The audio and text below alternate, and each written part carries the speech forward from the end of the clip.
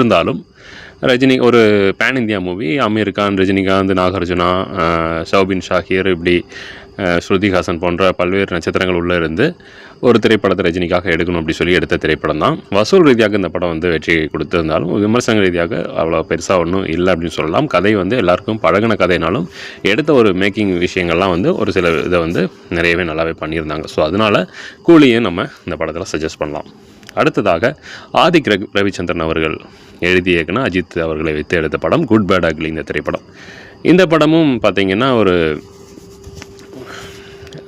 வில்லன்களுக்கான ஒரு என்ன சொல்கிற ஒரு கேங்கஸ்டுக்கான ஒரு திரைப்படம் தான் இந்த படம் சொல்லலாம். ஸோ அதே வந்து பில்லா எப்படி அந்த மாதிரி ஒரு கேங் இருக்கும் இல்லையா, அந்த கேங்கில் ஒரு லீடாக இருக்கக்கூடிய அஜித் அவர்கள் அவரை சுற்றி நடக்கக்கூடிய அந்த விஷயங்கள் எல்லாம் பின்னணியாக கொண்ட திரைப்படம் தான் இந்த படம்.